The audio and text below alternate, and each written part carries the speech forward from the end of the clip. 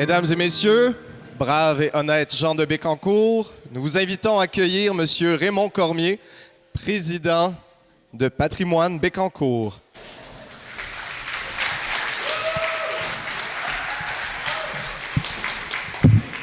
Bonjour tout le monde, merci d'être là, de nous encourager surtout dans notre 8e concours de menterie, c'est toujours apprécié.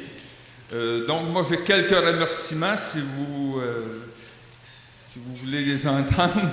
C'est d'abord remercier nos menteurs parce que sans menteurs on ne ferait pas de concours et puis ce sont de bénévoles, je le sais, j'ai déjà passé par là, c'est pas si facile que ça. Puis, je sens le stress, là.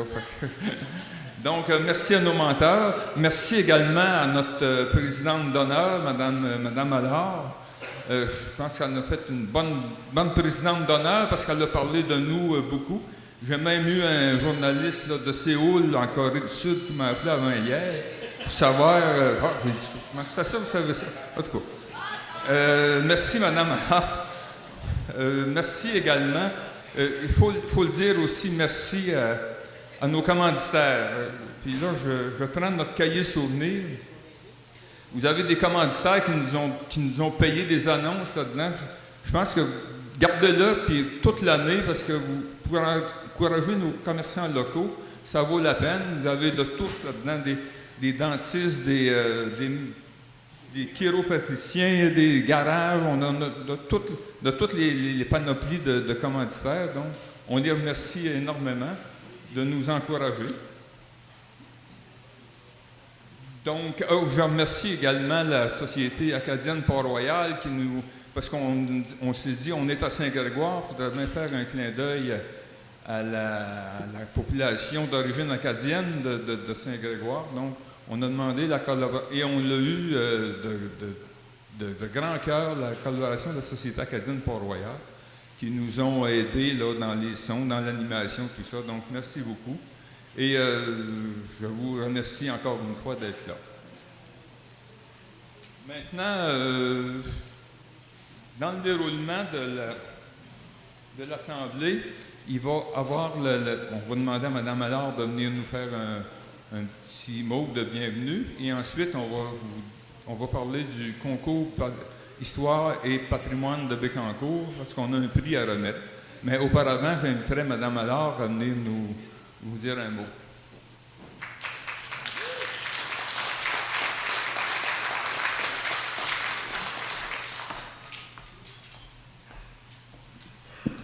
Oh là là!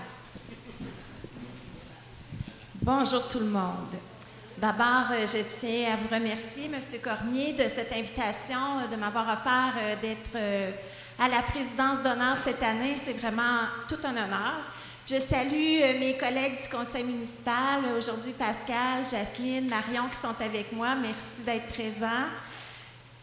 Messieurs, Madame la menteur et les menteurs, merci de votre participation. Monsieur et Mesdames les juges, merci également de votre participation.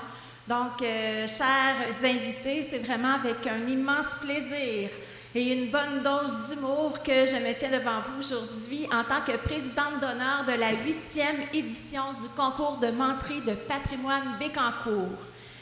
Qui aurait cru que je serais un jour la présidente d'un événement où l'on célèbre l'art de raconter des histoires pas tout à fait vraies? En fait, lorsque Raymond m'a demandé d'assumer la présidence d'honneur, j'ai pas hésité une seconde. Par contre, après, je me suis vraiment demandé dans quoi je m'étais embarquée. À quoi on s'attend d'une présidence d'honneur d'un concours de menterie? Là était vraiment la question. Est-ce que je devais vraiment m'entraîner à raconter une menterie?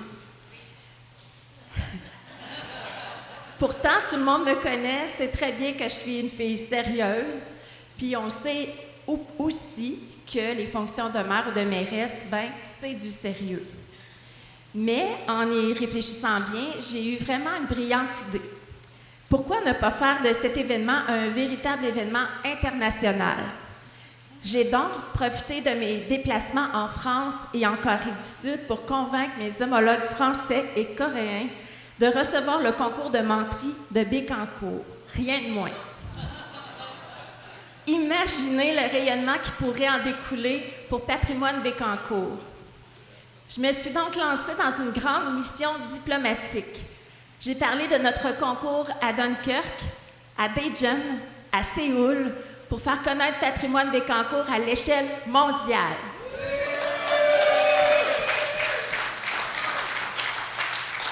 J'en ai parlé également aux délégués généraux du Québec à Paris et à Séoul, et tout dernièrement aux délégués du Québec à Bruxelles et à Munich, que nous avons reçus à l'Hôtel de Ville pas plus tard que vendredi dernier. J'ai évidemment des photos de toutes ces belles rencontres pour appuyer mes dires, mais malheureusement, on m'avait dit qu'il n'y avait pas de support visuel aujourd'hui, donc je n'ai pas pu amener les photos. Mais Raymond peut en témoigner, je l'ai appelé hier soir pour savoir. Donc, je suis toujours dans l'attente des réponses de toutes ces instances, mais je peux vous assurer du grand intérêt que cela a suscité. En vue des réponses positives qui arriveront sûrement très prochainement, j'ai commencé les démarches auprès du ministère des Relations internationales et de la francophonie pour obtenir du financement afin que toutes les dépenses de déplacement des participants et participantes soient défrayées. Alors, préparez-vous, chers participants, chères participantes, à une tournée mondiale dans la prochaine année.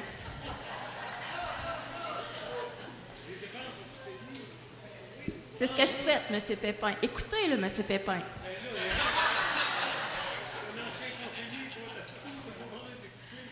Donc, comme vous avez vu, aujourd'hui, je me suis portée au jeu. Mais vous aurez sûrement compris que je ne suis vraiment pas une conteuse. Vraiment, merci de votre, tolérance, compréhension par rapport au fait que je ne suis pas une grande menteuse. Je vais retourner dans ma fonction de mairesse avec grand plaisir. C'est ce que je fais de mieux, je pense.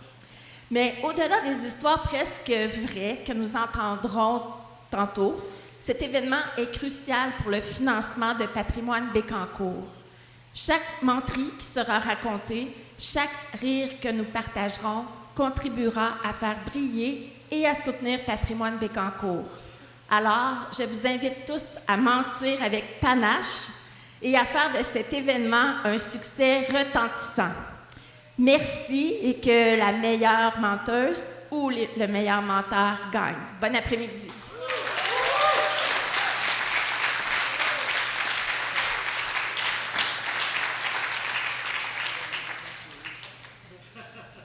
Vous voyez, c'était pas une menterie quand j'ai parlé du journaliste de Séoul. Hein? C'était vrai. Donc, maintenant, une partie un peu plus sérieuse. On profite de l'occasion pour remettre le prix Histoire et Patrimoine. Depuis 2011, Patrimoine Bécancour remet chaque année un prix Histoire et Patrimoine à quelqu'un, une personne ou une organisation qui s'est illustrée dans la conservation ou la restauration d'un patrimoine de la ville de Bécancour ou, par ses recherches et écrits, qui a contribué à l'avancement des connaissances sur l'histoire, la généalogie et le patrimoine de notre ville. Les récipiendaires sont choisis par les membres du conseil d'administration de Patrimoine Bécancour. Le porteur du dossier à Patrimoine Bécancour, je veux le souligner, c'est Yves Godette, qui a fait beaucoup de recherches et qui s'occupe en arrière-plan de toute l'organisation de ce prix. Donc, le prix Histoire Patrimoine 2024 est remis à Mme Jacqueline Bergeron. On invite à venir chercher son prix.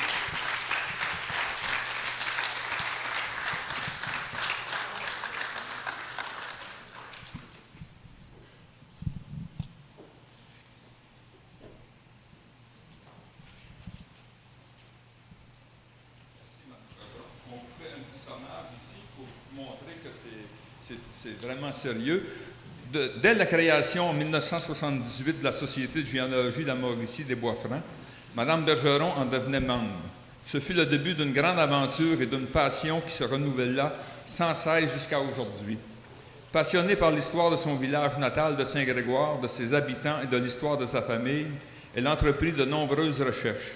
Rien ne l'arrête dans sa quête d'information. Elle visite assidûment le bureau d'enregistrement de Bécancour, le Centre d'archives régionales du séminaire de Nicolet, les Archives nationales de Trois-Rivières, de Montréal, de Québec, d'Ottawa. Elle se rend même jusqu'à l'Université de Moncton au Nouveau-Brunswick. On ne peut pas énumérer ici toutes les recherches historiques qu'elle a entreprises au cours des 46 dernières années, mais en voici quelques-unes. Recherche sur le vieux moulin à vent de Saint-Grégoire, qui a été déplacé au centre du village, ainsi que quelques autres moulins à vent de ce village. Ces recherches furent utilisées par Gilles et Gérard Deschaines, auteurs du livre « Quand le vent faisait tourner les moulins », 3 siècles de meunerie banale et marchande au Québec, aux éditions Septentrion. Publication avec Carole Héon d'un document intitulé « Les défunts inhumés dans le cimetière de Saint-Grégoire-le-Grand, des débuts jusqu'en 2008 ». C'est une brique. Publication de ces recherches sur l'identité des 125 personnes inhumées dans le sous-sol de l'église de Saint-Grégoire. C'est quand même une belle recherche aussi. Réalisation du papier terrier des fiefs de Godefroy et de Roquetaillade de 1829-1830. Élaboration de la chaîne des titres du lot 473 des Boucs et du lot 478 des Bergerons, situé sur le chemin Thibodeau dans le secteur Saint-Grégoire. Les recherches et publications de Mme Bergeron sont un apport précieux pour l'avancement des connaissances sur l'histoire de la ville de Bécancour et plus particulièrement sur l'histoire du secteur de Saint-Grégoire. Ainsi, c'est avec plaisir que Patrimoine Bécancour lui remet son prix Histoire et patrimoine 2024 et je vous invite à l'applaudir chaleureusement. Bravo!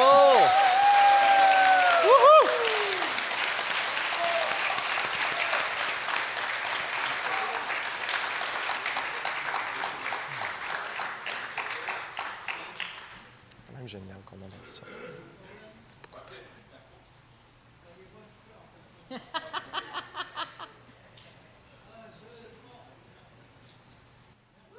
Bravo! Bravo!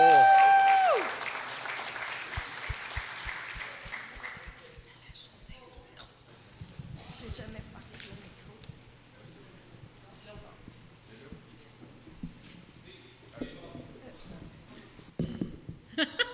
Combien ça prend Bécancour pour baisser un micro? Merci à Patrimoine Bécancour. Merci aux personnes qui ont proposé mon nom. Bien d'autres personnes pourraient être à ma place. Je suis heureuse de recevoir cet hommage dans ma paroisse d'origine. Merci.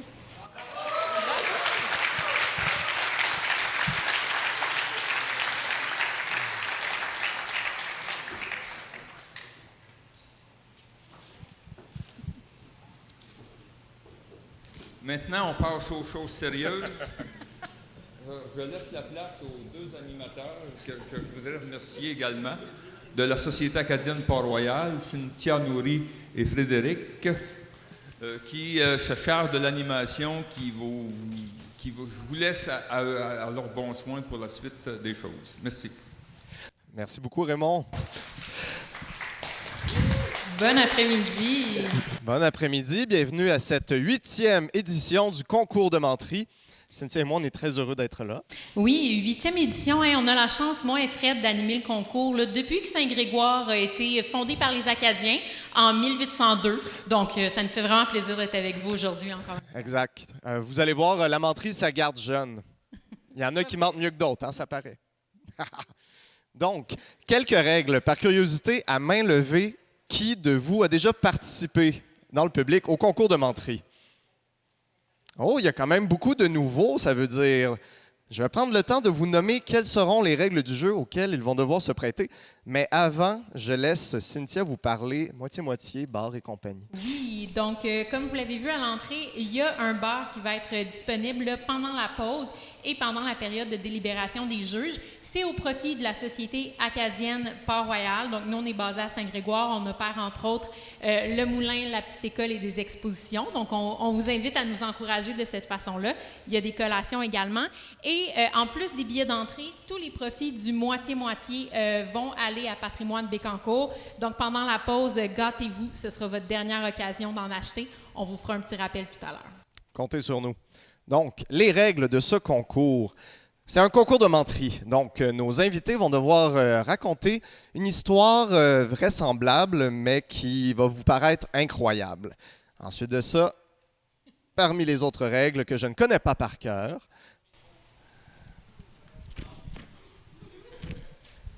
Ah oui, là on m'entend mieux. Donc, cette histoire doit être incroyable tout en étant vraisemblable. Il faut qu'on ait un peu de difficulté à démêler le vrai du faux. Lucie nous a d'ailleurs donné un très bel exemple. Cette histoire doit inclure la personne qui parle. Elle doit avoir lieu à Bécancour. Elle doit être crédible. Il faut éviter les faux pas, donc éviter les contradictions, éviter de se piéger soi-même. Il faut aussi éviter tous les propos qui pourraient être offensants, éviter la politique, éviter ce qui pourrait être grivois. Donc, on reste dans le bon goût. Ensuite de ça, aucune menterie ne peut dépasser 7 minutes. Si jamais nos menteurs dépassent 7 minutes, ils sont malheureusement disqualifiés. Par contre, ils doivent au moins faire un minimum de 4 minutes. Heureusement, nos juges sont là pour les aider. Quand ils auront fait 4 minutes, ils seront avertis. Nous avons une petite cloche que nous pourrons sonner pour les avertir que le temps va leur manquer. Cynthia a été maîtresse d'école pendant 20 ans. Cynthia et moi, nous serons les animateurs pendant tout ce jeu. Et à la fin, on a les membres du jury qui vont délibérer. Donc, quand les menteries seront terminées, vous allez avoir droit à une petite pause. Mais restez avec nous parce qu'on va devoir se rasseoir pour découvrir qui a gagné le concours de menterie. Et je vous présente l'objet tant convoité pour le concours d'aujourd'hui, le trophée Pinocchio qui sera remis au plus grand ou à la plus grande menteuse aujourd'hui. Trophée qui est en ce moment là, détenu par Jean-Guy Dubois. Donc, je pense qu'on peut quand même donner une bonne main d'encouragement pour motiver nos menteurs. Qui repartira avec le trophée Pinocchio cette année? À suivre. Frédéric, je te laisse présenter les membres du jury qui auront la tâche de déterminer le grand menteur ainsi que le coup de cœur de la journée. Donc, dans le jury, nous avons Mme Linda Leblond, nous avons aussi Clairette Biron et nous avons Guillaume Langlois. Donc, ce sont des juges. Je sais que l'un des trois fait de la prison, mais je vous dis pas lequel. C'est les trois. Ah, ben là, t'as gâché le punch. C'est là qu'ils se sont rencontrés. C'est là qu'ils se sont ce qu'on rencontrés. dit. Ben oui. Et en contrepartie, si on a des juges, ça nous prend bien entendu des menteurs. Alors, nos menteurs et menteuses cette année, les courageux, on va vous les présenter en détail tout à l'heure. Guy Cormier, Philippe Dumas, Yolande Guimond, Michel Marchand, Xavier Nourry, Jean-Paul Pépin, François Poisson et Rosalie Riopel. Une bonne main encore une fois. Et, cher public, vous avez un rôle, vous, aujourd'hui, c'est de venir justement encourager nos menteurs. Vous faites déjà un très bon travail à date. Qui est content là, d'être venu ici aujourd'hui pour s'en faire raconter des bonnes par acclamation?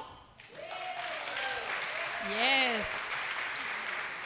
Est-ce qu'il y a des gens parmi vous qui sont des menteurs d'exception qui auraient pu se retrouver dans la première rangée ici? On veut vous entendre. Oh, c'est silencieux tout à coup. Ma gang de menteurs, vous autres, vous êtes bons! Vous êtes bons. Je suis sûre que vous auriez tous pu compétitionner également aujourd'hui. Donc, on compte sur vous, en fait, pendant le concours de mensonges pour ajouter de l'ambiance. On veut vous entendre. Si vous êtes en train de vous en faire raconter une qui est un peu trop bonne à votre goût, vous y croyez pas trop, vous avez le droit d'y aller avec des acclamations sonores. Ouais, ouais. Donc, on veut vraiment vous entendre. Ça va amener les menteurs à devoir se justifier un peu plus.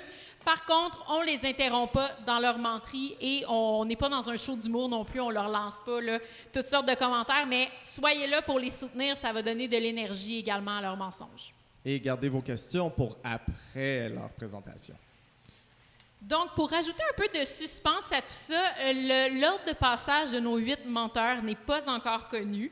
Donc, comment ça va fonctionner? C'est qu'on aura 4 premiers menteurs. On aura une pause et ensuite, on aura les 4 seconds menteurs et on va les piger en temps réel. Donc, sans plus attendre, menteur, on va dévoiler qui sera la première personne. Je te laisse reposer ton micro, Frédéric, et on se lance. Parfait. On s'est fait un beau petit coin confortable. On va prendre le temps de s'installer. Donc, je te laisse... Mon cher Fred, piger. On sent un petit peu de nervosité en avant. On a des petits pieds qui tapent. C'est donc bien excitant. Ça fonctionne toujours pas. C'est donc bien excitant. Est-ce que vous m'entendez? Parfait. On va se sauver du micro. Oh mon Dieu. Non. OK. On commence avec Yolande Guimond, un homme de Gentilly. Donc, Yolande Guimond, c'est un chiropraticien. Et on est allé jeter un petit coup d'œil sur sa page Google et Véronique a dit « Très bon service, très professionnel et le tout dans une atmosphère familiale. » C'est sûr que quand il craque le cou direct sur la table de la cuisine, c'est assez familial. La parole est à toi, le décompte est lancé. Merci bien. Donc, 1, 2, vous m'entendez-vous? Oui. Oui, OK. Donc, c'est parti? Oui, c'est bon. En 2011, on a organisé la soirée des Oscars pour Denis Villeneuve. Hein, et puis, j'étais bien déçu. Oui, bien déçu parce qu'il n'a pas gagné son Oscar. Hein, puis, il ne m'a pas demandé pour faire un rôle dans ses films. Même si j'ai insisté auprès de Jean et Nicole. Là, fait que, on s'est dit, hey, on pourrait peut-être se faire un film, nous autres aussi. Fait que Sylvain Mayotte a adapté la légende de Gentilly pour en faire un film, Le Revenant de Gentilly. Ça, c'est une vraie légende. Oui, parce qu'il y a un vrai curé là-dedans, là, le curé Claude Gabriel Courtin, le curé du village de Gentilly. Il est dans les archives là, à Nicolet. Donc, la légende, c'est ça. C'est le curé qui est assis dans son presbytère avec ses 3 séminaristes. Puis le presbytère à Gentilly, là, ça se passe dans le premier village de Gentilly. Ça, c'est pas le village qui est là, en bas de la côte, 1 kilomètre là, vers la rivière Gentilly. Le village il était là. Donc, le curé il est assis avec les 3 séminaristes, puis il entend une carriole arriver, des pas qui montent l'escalier de la galerie. La porte se rouvre, il y a des pas qui traversent le salon où ils sont, qui montent l'escalier. Il y a des bruits qui se font au deuxième, mais ils ne voient rien. Quand les bruits s'apaisent, ils montent tout en haut, puis là, ils regardent. Il n'y a rien, il n'y a personne. Il n'y a pas âme qui vive. Ça, c'est dans le texte parce que c'est moi qui faisais le curé Courtin. Fait que... cet été-là, en 1823, à tous les samedis soirs, quand que le curé est avec les séminaristes, à 11h moins 5, quand les aiguilles se collent ensemble, le revenant se manifeste. Après 5-6 fois, là, le curé est tanné. Fait que là, il dit aux séminaristes, agenouillez-vous, priez, puis attendez que je revienne, je vais aller régler ça. Il monte en haut, il y a une bagarre extraordinaire, des bruits terrifiants. Tout s'arrête, le curé redescend, puis il a vieilli de 10 ans, il a les cheveux blancs. Mais moi, en 2011, j'avais déjà les cheveux blancs. Fait que pour avoir le rôle, j'ai pas fait rien que moins que de me faire teindre les cheveux noirs. Ouais. Les cheveux noirs, il faut dire que ceux qui ne savaient pas que c'était pour le film... ils m'ont dit que je faisais la crise de la cinquantaine puis que je voulais cruiser, mais c'est pas ça, faites-vous pas. Vous irez voir le film, ça passe très bien à l'écran. Donc, on a tout filmé les scènes du presbytère dans une maison en plein centre du village à Gentilly, sur le bord de la 132, mais là, on avait un fichu problème, le bruit, parce qu'en 1823, il n'y avait pas grand bruit, comprends bien? Donc, avec Renald Provencher, notre maître d'œuvre, on en est conclu que c'était des balles de paille que ça prenait pour couper le son. Dans la paille, il y a des petits trous, là, puis ça l'absorbe bien le son. Fait que on a fait un mur de balles de paille alentour de la maison. On a mis en premier 4 balles de large, là, tout le tour, puis ça, c'est la base. Puis en arrière, là, ça redescendait, qu'on avait mis 2 d'épais, puis ça, c'est égal. Après ça, on a mis 3 balles d'épais, 4 balles de haut. Après ça, 2 balles d'épais, 3 balles de haut. Puis en haut, on a mis 2 balles tout le tour. Écoute, on filmait au 2e étage. Fait qu'on a fait un mur de 15 pieds de haut, tout le tour de la maison. 792 balles. Puis merci beaucoup au propriétaire parce que lui, il a passé 1 mois avec un mur de balles alentour de chez eux. On a pris 2 fins de semaine pour tourner, mais le temps de monter ça puis de descendre ça. Fait que, puis merci aussi au monde du village, parce que quand ils passaient, là, les fins de semaine de tournage, quand ils passaient devant la maison, ils se mettaient sur une note pour ne pas faire de bruit. Merci, le monde du village. Ouais. Fait que quand ils ont déménagé, quand ils ont construit la nouvelle église, là, le nouveau village, le village qu'on a, bien, ils ont ramené la dépouille du curé Courtin, il est autour de l'église. Fait que nous autres, ceux de la production, on a eu la chance d'aller voir ça. Donc, on descendait par la sacristie, puis en dessous là, de l'hôtel, il y a un plafond de 6 pieds, quand même bien, mais en dessous des bancs d'église, là, hey, c'est un plancher, là, il était à 4 pieds de sol. Fait que on descendait, puis on est allé là, puis on voulait marcher à 4 pattes, comprends-moi, avec les poutres, il n'y avait pas grand place. Puis il faisait noir, écoute, des ampoules 40 watts éclairées, c'était là. Donc, on a pris nos cellulaires, puis on est monté, on est allé jusqu'au fond. 6 tombeaux, il y a 6 tombeaux autour de l'église, il y a 3 curés, puis il y a 3 paroissiens enterrés là. Fait que quand on est arrivé là-bas, on a vu les tombeaux, tu sais, des tombeaux en briques, là, 3 pieds de large, 3 pieds de haut, là, des dômes de briques, 6 pieds de long. On a remarqué qu'il y avait toute une brique ou deux de tombées, mais celle du curé Courtin, qui était au fond à droite, lui, il y avait 7-8 briques de tombées. Fait que quand on a regardé ça, puis qu'on a reviré de bord, les autres ont parti vers la porte. Moi puis Sylvain Guimond, on se dit « Hey, on regarde-tu dedans? » Fait que là, il me tient par la ceinture, puis là, je regarde par-dessus, puis je veux pas toucher aux briques pour que ça tombe. Puis là, je vois pas le fond, puis je me rapproche, et je manque de tomber. Je me retiens par une poutre, le téléphone tombe dans le tombeau. Fait que là, je dis à Sylvain, pas un mot, on n'en parle pas, comme si rien n'était. Fait qu'on vire d'abord, on n'a pas fait 10 pieds que le téléphone sonne. Là, les autres me regardent, ben oui, j'ai perdu mon téléphone, fait que faut retourner le chercher. Donc là, Sylvain Guimond, Sylvain Miotte me retiennent par la ceinture. Renald Provencher me tient par le bout. J'ai retrouvé mon cellulaire, puis ben oui. Ah ben, curé Courtin qui m'appelle. Depuis ça là, j'appelle. Oui, curé Courtin, ouais. Vous voulez un iPhone? Ah ben. Ouais, bravo!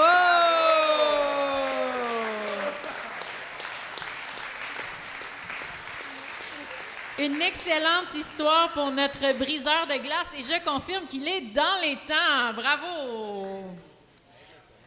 Histoire de rajouter de la pression aux autres, parce que c'était trop bien cassé, cette glace-là, on va vous expliquer un peu sur quoi nos menteurs et menteuses sont jugés aujourd'hui.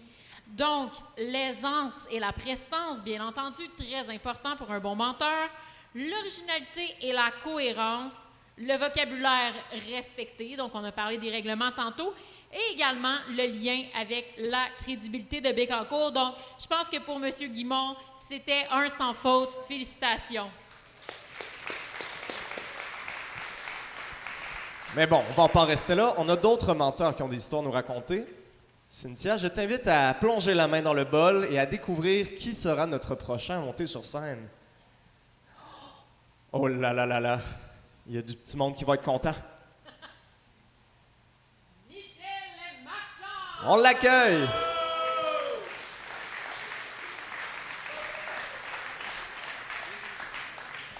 Donc, Michel, on dit qu'il n'y a pas de petits mensonges, mais vu que tu côtoies des gnomes, je pense qu'on peut dire qu'il y en a des petits mensonges. Est-ce qu'ils mentent des fois? Donc, Michel, quand tu es prêt, ce sera parti. Je vais vérifier. 1, 2. C'est beau? Vous m'entendez bien? Bonjour tout le monde. Moi, je suis un fabricant d'instruments de navigation anciens. J'en tiens un dans mes mains. On appelle ça le bâton de Jacob. C'est l'ancêtre du sextant. Cet appareil-là, il est muni de 2 pièces. Ici, on l'appelle le marteau. Et puis, la marine marchande comme guerrière dans les années 1500, on l'appelait ici la queue du bâton de Jacob. Donc, comment que ça fonctionne? Bien, c'était grâce à cet appareil-là que nos ancêtres sont arrivés en Nouvelle-France, parce que le sextant n'existait pas, donc c'est l'ancêtre. Comment que ça fonctionne? C'est qu'on prend cet appareil-là, on l'envoie à côté de notre œil comme ça, et puis on coulisse le marteau pour aligner l'horizon et en même temps l'étoile polaire. Pourquoi l'étoile polaire? Parce que l'étoile polaire, elle est exactement au centre de notre monde, et comme la queue d'une toupie, à l'année longue, elle est toujours à la même place. Toutes les nuits des 365 jours par année, et elle est égale à la latitude, puis elle est dans le franc nord. Donc, à Montréal, 45,15 d'élévation est là. Ici, Saint-Grégoire, 46,20, l'étoile polaire est là. Québec, 46,48 est là. Sept-Îles, 50 degrés est là. Donc, c'était pas compliqué. compliqué, c'est que nos ancêtres, tout le long de la traversée en partant de la France, à la rambarde droite du bateau, au nord, bien, l'étoile polaire est là, puis il s'agissait de prendre voir l'horizon avec l'étoile polaire, puis ça nous donnait ici, ce bâton-là, il y a une lecture directe sur la latitude. Il fallait avoir 47 degrés tout le long. Toute la nuit, il mesurait pour placer au matin, avant qu'elle disparaisse au lever du soleil, 47 degrés de latitude. Pourquoi 47? Parce qu'au 48e puis au 46e parallèle, vous étiez mort. C'était dangereux. La seule passe sécuritaire, c'était le 47e. Donc, pourquoi que je tiens ça dans mes mains, ce bâton-là? Eh bien, c'est arrivé ça en 95, un événement qui s'est passé à Bécancour. Moi, j'étais un fabricant de cadrans solaires. Il arrive un monsieur de Bécancour, il dit, écoute, il dit, je veux un cadran solaire, puis ça, puis il dit, je te le donne. Ça a toujours été dans la famille, il n'y a jamais personne qui a su que c'était. Puis là, avant qu'il finisse au poêle à bois, je vais te le donner. Fait que j'ai dit, monsieur, merci, j'ai mis ça sur une tonne de mon fatras. Et puis 2 semaines plus tard, ben, j'avais affaire à Québec, puis j'ai été des fois, je vais là souvent au musée de la civilisation dans le Vieux-Québec. Fait que je me suis sur la table, le conservateur, il me regarde tout de suite, il voit ça, puis il met des gants blancs. Il dit, suivez-moi, monsieur Marchand, parce qu'il me connaissait. Il emmène ça dans une pièce, il y avait une quinzaine de personnes, de restaurateurs qui travaillaient à restaurer plein d'affaires. C'était beau, avoir une belle musique, c'était le fun. Fait qu'il met ça sur une table lumineuse, puis lui, il se met des lunettes avec des petits microscopes, puis il regarde ici, à l'intérieur du marteau. Il a vu quelque chose, lui, d'assez spécial, je crois, parce qu'à un moment donné, il m'a regardé puis il est devenu aussi blanc que ses gants. Fait qu'il dit, monsieur Marchand, il dit, je vous le confirme, il dit, c'est sûr à 100%, il dit, vous possédez le bâton de Jacob personnel de Samuel de Champlain. Et puis ça, il dit, c'est un trésor national, il faut que ça reste dans le Canada. Écoutez, vous pouvez le ramener si vous voulez, c'est à vous. Mais seulement que moi, là, je vais faire immédiatement un téléphone au conservateur en chef à Ottawa avec un ministre, puis on va vous faire une offre là, qui est assez alléchante pour vous, pour l'acquérir, c'est important pour le Canada. Ça fait pendant ce temps-là, lui, nous autres, on a les conservateurs, puis moi, on a pris plein de photos, même la couleur, tout ce qui... Donc, ce que vous voyez ici présentement, c'est la réplique exacte du bâton de Jacob personnel de Samuel de Champlain. Vous voyez, il est simple, comme ceux qu'on voit dans les musées, là, sont beaux, sont sertis d'or puis de diamants. Ça, c'était pour les rois puis tout ça, puis ça ne servait à rien. Ça, c'était un instrument de travail, tout simplement, même qu'on pouvait dégager là, un câble pogné d'une poulie avec ça. Si on le cassait, c'est pas grave. On avait 3 ou 4 de réserve dans le bateau, dans la cabine du capitaine, puis on continuait. Donc, on a pris les photos, la nomenclature mathématique, parce que moi, c'est juste un calcul logarithmique, ça fait que j'en reproduis, puis j'en vends à travers le monde entier de ça, ou à des navigateurs, à un moment donné, qui ont des bateaux de 3-4 millions, full, ils savent tout le temps ce qu'ils sont, mais pour le plaisir de la navigation, ces gens-là, c'est important de voir comment que ça fonctionnait dans le temps de Samuel de Champlain puis de Christophe Colomb. Donc, moi, quand je suis arrivé à Bécancour et tout ça, j'ai accepté l'offre du Canada. Quand je suis arrivé à Bécancour, tout de suite, j'ai été voir Raymond Cormier. Moi, j'ai dit, comment ça se fait, Raymond, qu'on a ça à Bécancour? On a retrouvé ça d'une famille de Bécancour. Il m'a présenté une madame qui est spécialiste des archives de Samuel de Champlain. Au presbytère de Vatican, on a des données uniques au monde au Canada sur Samuel de Champlain. Il y a des chercheurs de partout au Canada qui viennent chez nous. Fait que la madame a dit, monsieur, elle a dit, oui, on a des écrits de Samuel Champlain par rapport à cette famille-là, mais c'est pas explicite. Puis ça veut dire, au point de vue généalogique, là, qu'il y a une femme en arrière de ça. Ah ouais. Fait qu'on a trouvé le nom de la famille, le gars qui m'avait donné le bâton. On a reculé voir une similitude dans le temps de Champlain, puis on a trouvé une jeune fille de 20 ans.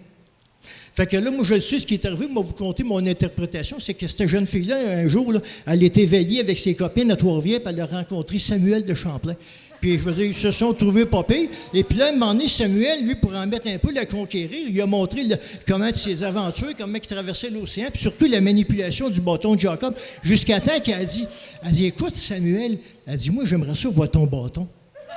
Ah ouais? Fait que lui, elle dit, même, est-ce que je pourrais y toucher? Il dit, oui, tu peux y toucher. Elle dit, je pourrais le manipuler. Je dis, oui, tu pourrais le manipuler. Fait que là, il avait l'air d'être pressé. Il dit, quand est-ce qu'on pourrait faire ça?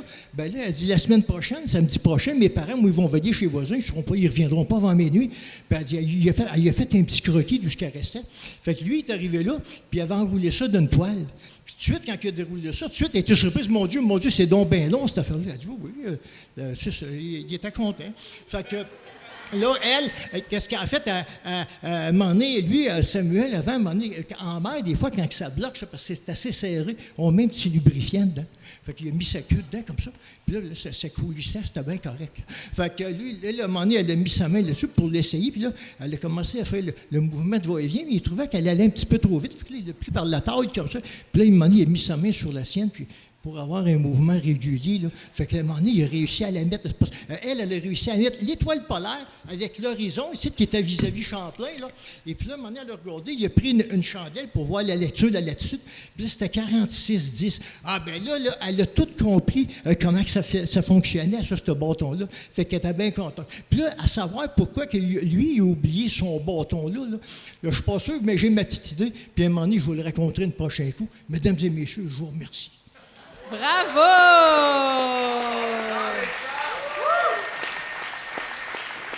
Et à quelques secondes de la cloche, je vous dis que ça a joué avec le bâton puis ça a joué avec le feu aussi. Ça y était presque pour la disqualification. Et on a dit, parle pas politique, j'ai entendu conservateur. Frédéric, à toi l'honneur de piger, puis je pourrais présenter. Donc, notre troisième menteur ou menteuse aujourd'hui est Monsieur Jean-Paul Pépin. Pendant qu'il monte sur scène et que Frédéric va lui préparer ses accessoires, je vous présente notre cher Jean-Paul. C'est un petit tannant, lui. Il a été membre de la troupe de théâtre Les Catastrophes, dont il paraît qu'il a largement inspiré le nom.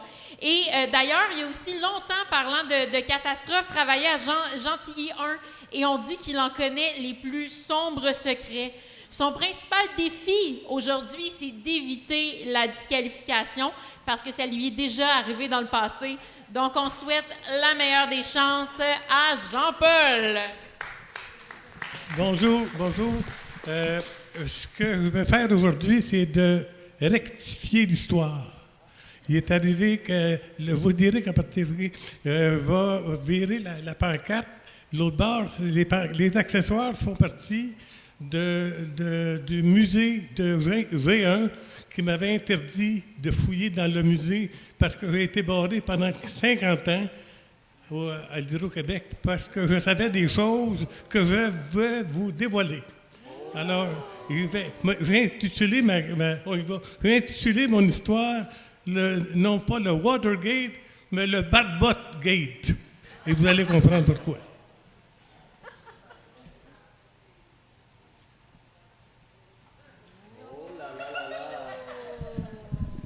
Alors, moi, j'étais à l'emploi de l'Hydro-Québec à G1, à Gentilly 1, en 1976. Et j'ai perdu ma job en 1976. Parce que, pour une raison, c'est que j'étais responsable, ça c'est le réacteur. Vous avez une réplique du réacteur ici, que j'ai été chercher dans la voûte.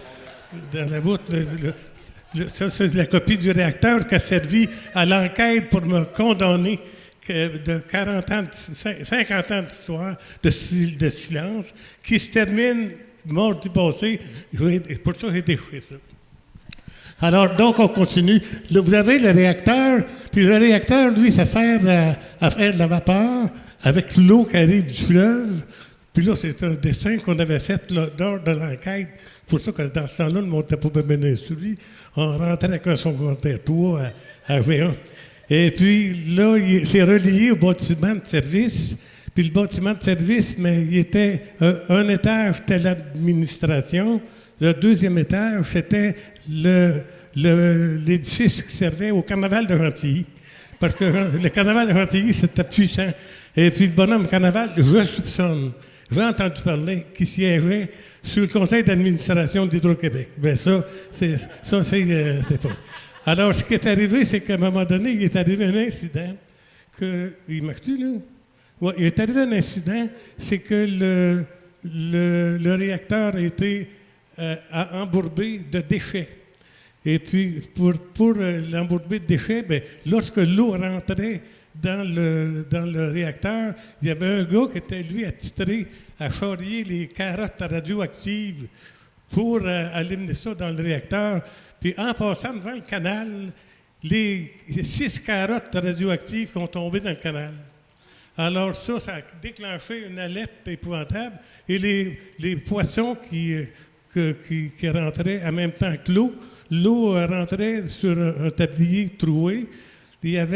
Ça s'en allait d'une station de pompage en dessous, mais sur le dessus, c'était des déchets. Les déchets, c'était des poissons. À peu près 1000 par jour. 1000 poissons par jour. Et puis ces poissons-là, l'Hydro avait consenti de demander à leur personnel de plumer ces poissons-là et puis de les vendre pour faire des fonds pour le club social. Puis pas s'occuper du déficit d'Hydro-Québec aussi, parce que c'était du gaspillage. Ça fait que là, quand le réacteur, la radioactivité s'est mise dans les poissons, ça s'est mis à pourrir, bien l'eau circulait tout le temps dans le réacteur, là. Et puis ça a contaminé carré tout le réseau électrique qui s'en venait ici, dans la sous-station électrique.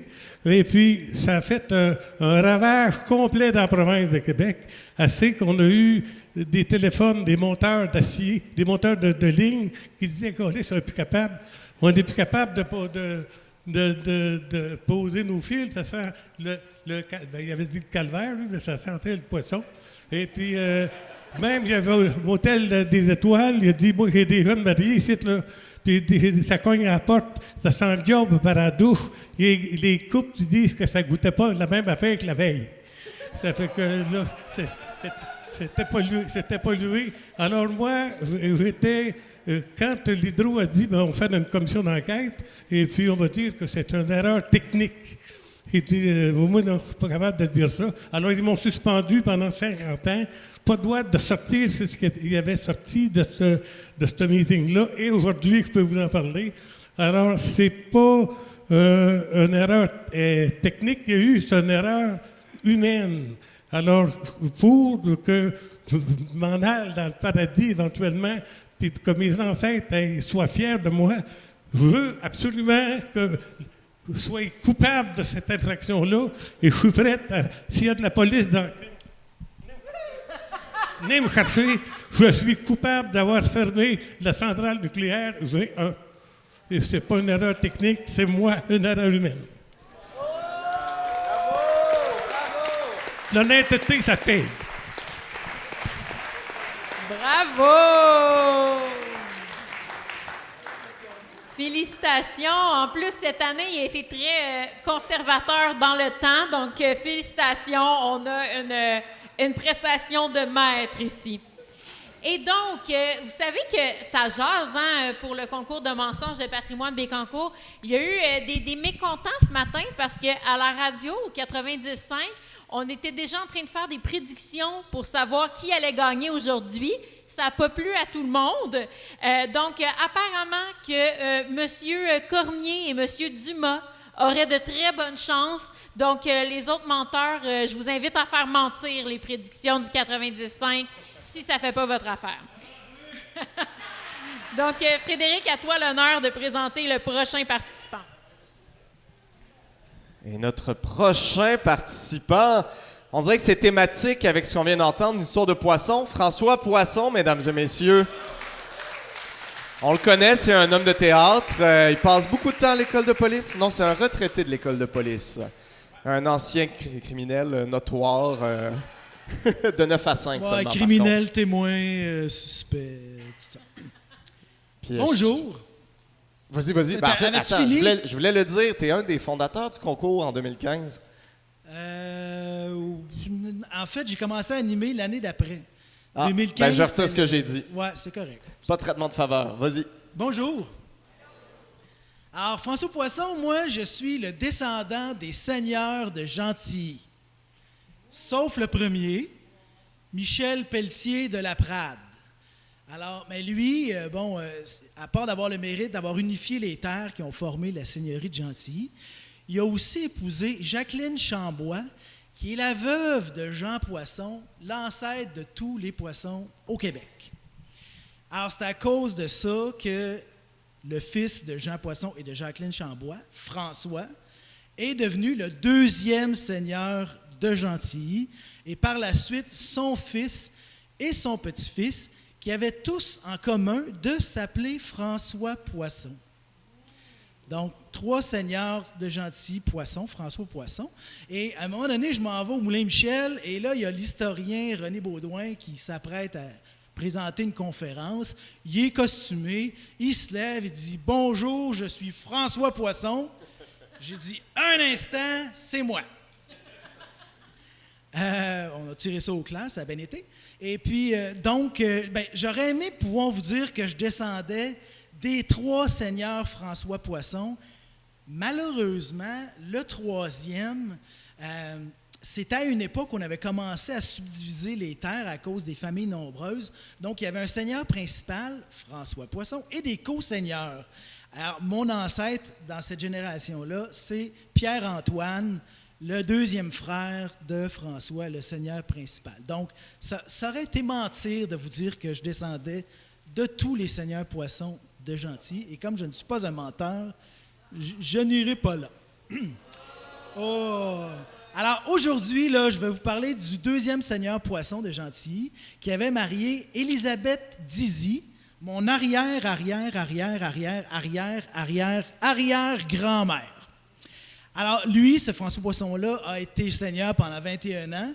Et après sa mort, Élisabeth, elle, pendant 24 ans, parce que, bon, ça a été la tutrice de leurs enfants, qui étaient sûrement trop jeunes ou trop mitaines pour administrer la seigneurie. Donc, 24 ans. Alors, les deux ensemble, 45 ans, c'est ceux qui ont le plus long règne comme seigneur et seigneuresse de Gentilly. Et là, elle, Élisabeth, elle prenait ça au sérieux, là, la job de seigneur. Il y avait des obligations. Il fallait tenir feu et lieu. Ça voulait juste dire rester là, finalement, habiter la place. Puis on a très bien décrit l'endroit. Le premier village, là, c'était non loin de l'embouchure de la rivière. D'ailleurs, il y a eu une usine, là, une usine d'eau lourde, qui s'appelait l'usine La Prade. On se souvient que le premier seigneur, c'était Michel Pelletier de La Prade. Donc, tout est dans tout, c'est ça l'histoire. Et puis, alors, il y avait ça comme obligation, tenir feu et lieu, et il y avait aussi de construire un moulin, opérer un moulin à farine. Ça, c'était pas encore fait, c'était très onéreux faire ça dans le temps. Mais Élisabeth y tenait. On est en 1729, sauf que là arrive autre chose, 1730, l'année suivante, c'est l'avènement des forges du Saint-Maurice, qui est considérée comme la première industrie lourde en terre d'Amérique. Et là, ben, les forges, vous savez un peu ce que c'est, des hauts fourneaux, tout ça, fait que le feu, la fumée, la chaleur. Puis comme on ne faisait pas juste du fer, on faisait aussi de la fonte, ben, il y avait le bruit du gros marteau pour réduire le fer en fonte. Donc, c'était infernal comme place, comme lieu de travail. Là, alors, rapidement, il s'est mis à avoir des rumeurs comme quoi le diable habitait peut-être la place, puis des gens le voyaient, des gens même interagissaient avec le diable. Alors, le bruit courait. Puis il y avait aussi la fontaine du diable au bord de la rivière Saint-Maurice. Ça, là, c'était une flaque d'eau, tu allumais ça brûlait quasiment à perpétuité. Et donc, ben, la rivière, là, le fleuve, c'était les autoroutes de l'époque. Fait que là, Élisabeth entend parler de tout ça, puis elle se dit, ouais, ben là, la rivière qui est en aval, dans le fleuve par rapport à la rivière Gentilly, si jamais le diable se met en tête de remonter jusqu'à chez nous, il faut éviter ça. Fait que là, entre construire le moulin puis ralentir la venue du diable, ben, elle a motivé, elle a embarqué son monde pour leur faire des supposément canaux de dérivation dans la rivière. Donc, ils ont commencé ça chaque année, puis ils travaillaient fort, puis ils faisaient plusieurs boucles dans la rivière, tellement qu'aujourd'hui encore, là, entre la chute à Thibodaux au parc de la rivière Gentilly et le pont sur le chemin des Bouvreuils, il y a une trentaine de boucles. Alors, à vol d'oiseau, là, c'est 6 km, par la rivière, 14. Fait que, est-ce que ça ralentit... Non, vous irez voir Google Earth, ça marche. Est-ce que ça ralentit l'arrivée du diable? Je ne peux pas le dire. En tout cas, ça ralentit l'arrivée du moulin. Les poissons construiront jamais le moulin à farine qu'ils étaient obligés de faire. Il va falloir attendre le 4e seigneur, 5e, qui est Gaspard-Joseph Chosegros de Léry, fils. Alors lui va construire un moulin en pierre et non pas sur la rivière Gentilly, sur la rivière du Moulin, n'est-ce pas? Alors, on le connaît aujourd'hui comme étant le Moulin Michel, voilà. Donc, on va finir par avoir notre moulin. Alors, ça a-tu ralenti le diable? Vous allez le savoir la semaine prochaine. Il y a une suite à mon histoire. La semaine prochaine, il y a une activité. C'est la Société acadienne Port-Royal qui organise ça. C'est la 4e édition des Revenants acadiens. Et là, cette année, ça se passe au Moulin Michel. Ça s'appelle les Damnés du Moulin. Et là, on va apprendre des choses et on va apprendre l'échec d'Élisabeth parce qu'on nous dit que le Moulin Michel, c'est l'endroit sur Terre où c'est le plus mince entre le monde des vivants et le monde des morts. Et j'aurai le bonheur d'interpréter l'abbé Courtin, donc je suivrai l'exemple de M. Guimond et on se passera le personnage comme ça à des années d'intervalle. Donc, c'est une invitation. moulinmichel.com, on s'inscrit, on vient voir ça. Les damnés du Moulin la fin de semaine prochaine. Merci, merci, merci. Merci, François. Quelle belle pub. On n'a même pas payé pour ça. Merci. Et on va fouiller le fond de nos poches. Parlant de vider le fond de ses poches, on va avoir une pause d'environ une dizaine de minutes. Donc, on a le bar à l'arrière qui est toujours ouvert avec bière, boissons gazeuses, eau, café, grignotine. Et c'est votre dernière chance de vous procurer des moitiés-moitiés au profit de Patrimoine Bécancour. Donc, on prend une courte pause et on revient vers 14h35 environ. Merci beaucoup. Merci à nos menteurs. Retour, ça va être la petite jeunesse, là. Partez pas.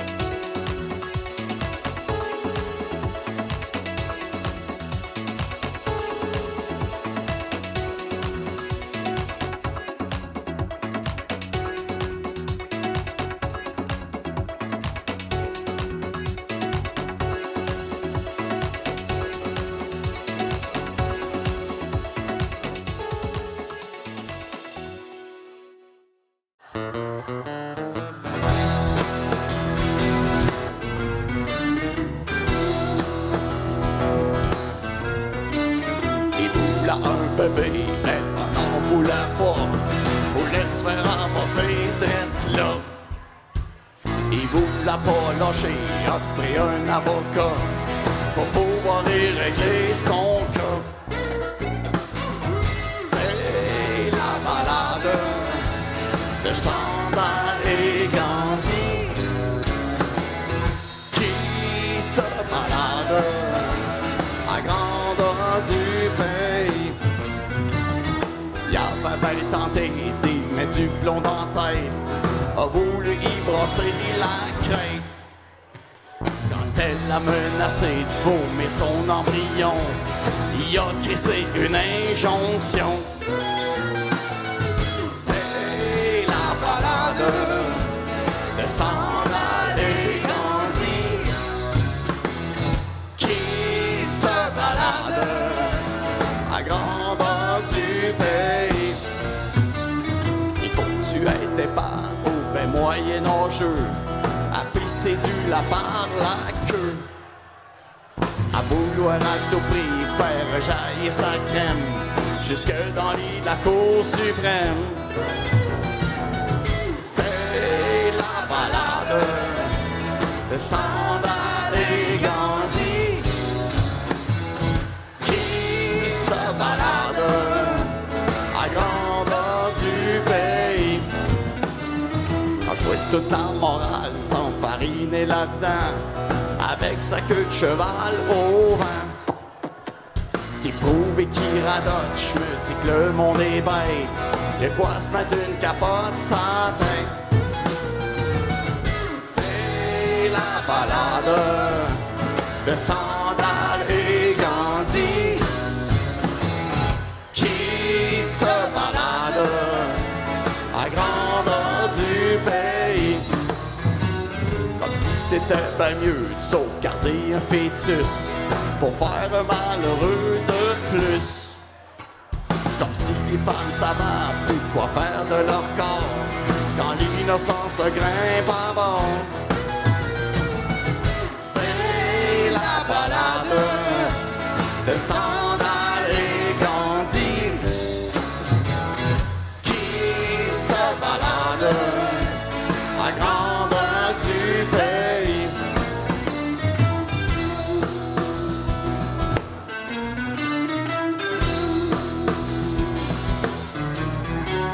Pour mieux publiciser la triste situation, t'as passé à télévision. Pis dans tous les journaux, t'as donné ton avis. Pis t'as eu ta photo Gandhi. C'est la balade de Sandal et Gandhi qui se balade à grandeur du pays. Je te jure qu'il y a du cap dans toi, Gandhi.